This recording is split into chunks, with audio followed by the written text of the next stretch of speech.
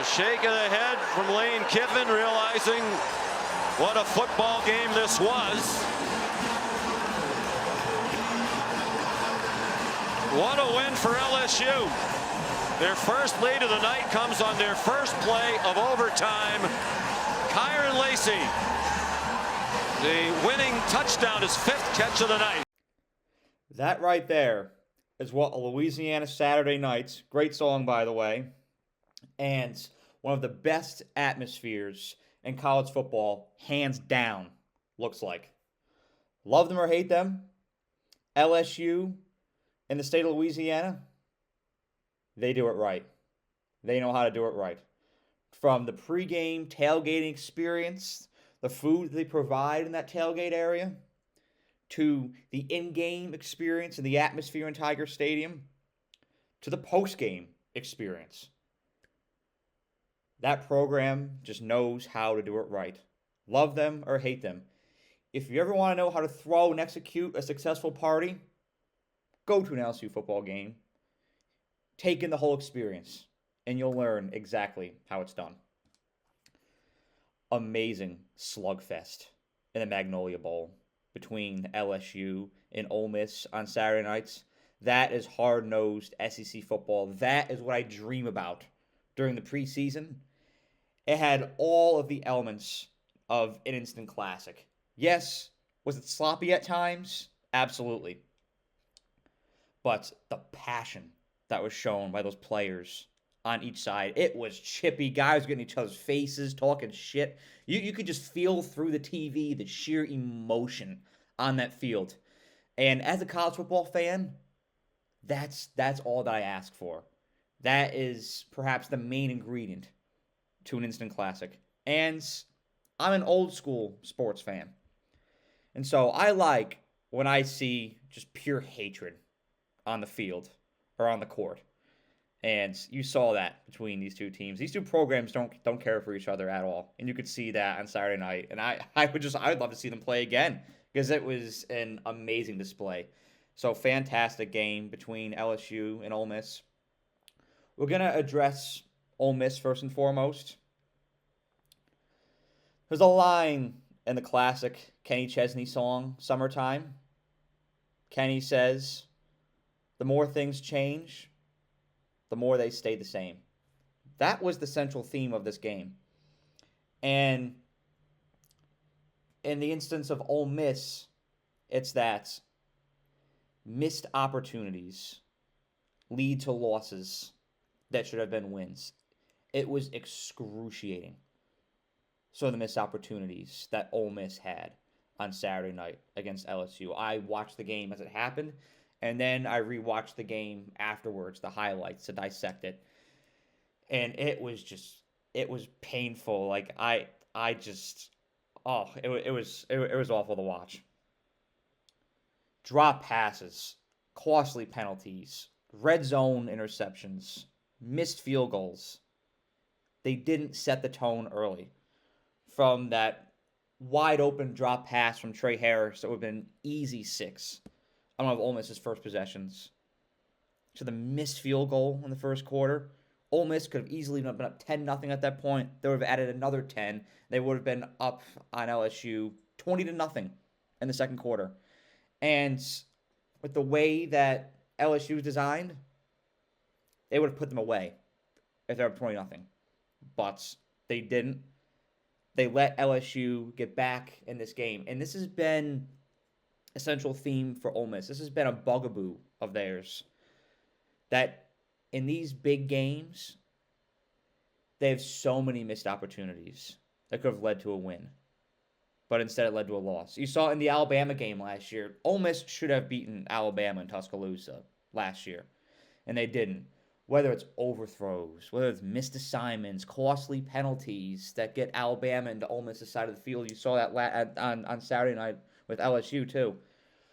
It kills Ole Miss. How many times did you see it? Where they'd have a stop on third down, penalty, first down LSU, move into Ole Miss's territory. Wide open pass, dropped, missed field goal, just miscues. And it buries Ole Miss. It takes the wind out of their sails. And in a game where they should have set the tone, it lets LSU right back in. Here's some stats to back up what I'm saying. Ole Miss, in a way, they dominated LSU in this game. They outgained them 464 to 421 yards. They outrushed the Tigers 180 to 84 yards. You should win that game. But here's why they didn't. I want to add this as well. Ole Miss, 12 penalties in that game. Costly. Jackson Dart, sacked 6 times. That O-line has got to get better at protecting him. Garrett Nussmeier wasn't touched. That's a differentiating factor. Ole Miss should have blown the doors off of LSU on Saturday night, but they didn't. And I'm not going to sit here and pounce on Ole Miss all day. I'm going to give some credit to LSU here in a minute, but what I will say, there's this sentiment going around right now that Ole Miss is cooked. They're not cooked just yet. Yes, they have 2 losses, and having Kentucky on there as one of those losses is tough. And it's something that the committee will definitely evaluate. But if Ole Miss can win out, most importantly, get that win against Georgia, this is a short memory league. If you can compile some wins, people forget that this game and the Kentucky game even happened. If you're hot, you finish the season 10-2, guess what? You're an SEC team. LSU will likely be ranked at the end of the year. You're going to get in. So Ole Miss is not cooked just yet, but the margin of error goes down significantly. Ole Miss cannot slip up. That puts a lot of pressure on that program, and sometimes you play tighter when you detect that pressure. So what's going to define Ole Miss is how they respond to this. As far as LSU goes, as like Kenny Chesney said in summertime, the more things change, the more they stay the same. LSU, once again, under Brian Kelly, started slow, but they're progressively getting better and better and better each week. Saturday's win was a testament to the grit and the resilience of this LSU team, being down for the majority of this game, sometimes not feeling like they had firm control of the game, even at home. They battled. They never surrendered. They stayed in the game, and when they had their opportunity in overtime, they held Ole Miss to a field goal, and they capitalized and scored that game-winning touchdown. And that is what well-coached teams do in big games. I'm going to say something that a lot of people are not going to want to hear because everybody has an opinion on Brian Kelly. But BK is a great coach.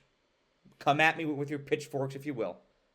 Brian Kelly's a great coach. There's a reason why Notre Dame had as many double-digit win seasons as they did when he was there. There's a reason why LSU beat Alabama and went to the SEC Championship in Brian Kelly's first year at LSU. Because, newsflash, he's a great coach. Turns liabilities into strengths. What do I mean by that? LSU's defensive line and their cornerback room was a weakness early in the season. You saw that against USC. You saw that against South Carolina. They pulled that South Carolina win out of their ass. They're lucky to get out of Columbia with a win. But they did. And at the end of the day, that's what we remember. And it gives time for that D-line to improve, for that cornerback room to improve. And it has. That's what great coaches do. They turn weaknesses into liabilities.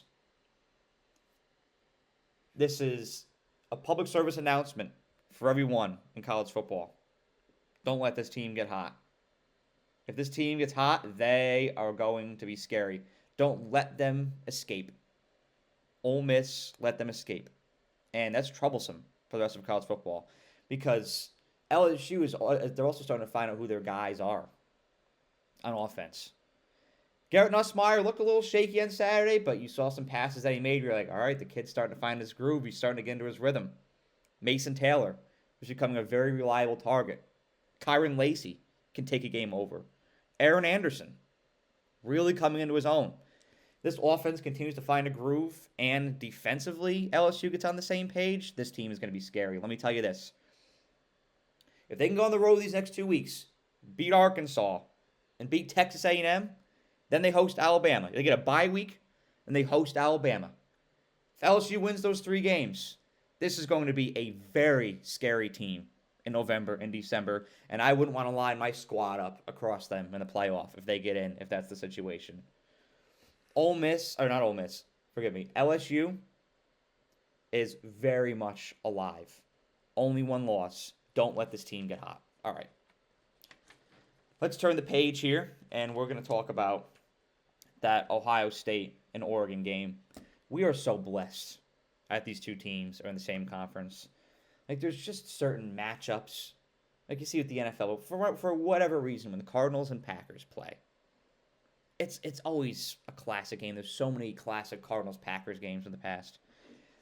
Throughout history, whenever Ohio State and Oregon play, it's just an instant classic. They're two amazing programs, two of the best programs in college football, and whenever they clash, it's just an amazing matchup. Let's go on and admit this right here. Death Valley, one of the best atmospheres in college football. So is Autzen Stadium. Oregon has arguably one of, if not the best, home field advantages in college football. Autzen Stadium is loud. Here's a fact right here. Approximately 54,000 people in Autzen Stadium on Saturday night. Multiple times that stadium reached over 100 decibels. How is that even physically possible? Those Oregon fans made it happen. The passion of those fans. I have to show my appreciation to it. That's on my bucket list. I will get to Autzen Stadium at some point. Just amazing atmosphere. And part of it's the design of Autzen Stadium, too. I think like the acoustics there, it can amplify that noise level. But even so, 100 decibels from 54,000 people. I didn't know that was physically possible, but they made it happen in Eugene Saturday night. Wow, just amazing. And like I talked about in the preview last week, that was going to cause miscommunications. You saw several miscommunications take place for Ohio State on Saturday night, and Oregon used that to their advantage. They capitalized on those opportunities. I think it's time to admit, Oregon looks a little different this year. And I want to make a comparison. There's been a reputation with Oregon that they fall short in games like this. For whatever reason, they will find a way to lose a game like this. When they're playing a team that's more physically imposing, and has more volume of talent than they do, they'll find a way to lose this game. Big game, Saturday night, bright lights. They lost to Washington in a game like this in an afternoon slate last year. Utah was Oregon's bugaboo a couple years ago. And I had a feeling that Ohio State would be that thorn in Oregon's side. Well, they weren't. Oregon pulled off the win. It reminds me of Georgia. All those years, they lose that big game to Alabama, and they would fall just short of what their expectations were. And then 2021, there was just a different feel around that Georgia team. And even though they lost to Alabama in the SEC Championship, they rebounded and won the Natty against them. And I'm not at all comparing that Georgia team to this Oregon team, but there's a different feel. There's a different swagger. There's a different edge to this Oregon team this year, and they look more put together than they've been in past years. Last year, the year before, I don't think Oregon would have been prepared for a game like this. I don't think Oregon would have been ready for a playoff atmosphere, for a playoff game. This year, I think they can take on anybody in college football and find a way to manufacture a win. Oregon, they're so fast. It's like a track meet when you play them. They're throwing Tez Johnson at you. They're throwing Evan Stewart at you. They're throwing Trayshawn Holden at you. And they're just so fast. And of course, you've got Jordan James in the backfield to worry about too. You've got Dylan Gabriel's deep ball. There's so many elements on Oregon's offense to worry about. Denzel Burke, one of the best cornerbacks in college football, got toasted multiple times by Oregon receivers on Saturday night. That just doesn't happen. This is a fast team. My one concern is that they're a little too reliant on explosive plays, and if they're not hitting them, I think you can find a way to beat this Oregon team, but they were hitting them on Saturday night, and they found a way to put up over 30 and get a win against Ohio State. Very impressive. Evan Stewart had a night, and this is a young man. In my preseason preview of Oregon that I said, he transferred to Oregon. It's his fresh start. He's had issues in the past trying to find his footing, and once he finds that team, that culture, to where he can really dial in on himself, and cultivate the best version of himself, you're going to see this man become one of the best receivers in college football, and I think you're starting to see it. 149 yards off of 7 catches on Saturday night. Dylan Gabriel was on. This is why Oregon went into the portal and got him, was for games like this, situations like this. Was amazing, threw for over 300 yards again. And the deep ball was on. The explosive plays are on. Jordan James, 115 yards rushing. Dan Lanning has put together quite the culture in Oregon. And you're starting to see it, really come to life. It takes a couple years to get there. It takes pain. It takes heartbreak. But you learn from that. You use it to get better. And it's a slow process to get to the top. But Dan Lanning was in that Georgia atmosphere for a while. He learned the recipe to win, and he's applying it to these Oregon Ducks. And you're seeing this become easily one of the best programs in college football. Just a few of the explosive plays Oregon had. They had plays of 69 yards, 48 yards, 32 yards, and 28 yards against Ohio State. That was a deciding factor. If you're Ohio State, 3 words. Do not panic. You're just fine. The season's intact. You lost to the number 3 team in the country Saturday night. You lost on the road, one of the best atmospheres in college football. Those are all things the committee will take into account. I don't care if they lost that game. What I care about with Ohio State is how they respond. How do you use this to become a more resilient, a more tough football team? How do you use this loss as motivation to get better? That's my question mark for Ryan Day. That's what great coaches do. Yes, you suffer a loss. How do you respond? That's how Nick Saban did it. Yes, you'd lose to Texas A&M on a Saturday night in October. How do you use that to get to the SEC championship, to get to the national championship? That's my question mark for Ohio State. This team has a huge opportunity for redemption in a few weeks against Penn State in State College. How do you rebound in that situation? And you can't sleep on these next few games that they have. You can't overlook these games leading up to Penn State. You have to dial in for everything. Every game matters. Any team in the Big Ten can derail Ohio State. We've seen that happen in the past. Ohio State, I still think they have the best roster in college football, but they have a lot of adjustments to make on defense. I mean, when you're playing up-tempo teams, that's an adjustment that Ohio State has to make. They looked very flustered against Oregon. There's blown assignments. There's miscommunication. Oregon had them very flustered with their pace of play and their use of explosive plays. So how do you use that game on Saturday to make adjustments and improvements on the defensive side of the ball? All around, this game was a classic. And selfishly, I hope these two play each other again in Indianapolis in December. They match up very well. Another thing, if you're Ohio State, to not worry about, you were a 3-point favorite in AT&T Stadium going into this game. Vegas knows how good you are. If you play Oregon on a neutral site, you're in Indy, which is much closer to Columbus, Ohio, than Eugene, Oregon. You're going to outnumber those Oregon fans. They will travel well, but Ohio State fans will vastly outnumber Oregon fans in Indy. And on a neutral field, I think Ohio State is still better than Oregon. I think that you'll see that in the point spread. I think you'll see around maybe 4.5 or 5 points in Ohio State's favor when they play in Indy, maybe even more. Ohio State, I still feel like is a better team than Oregon. In that atmosphere, Oregon took Ohio State down.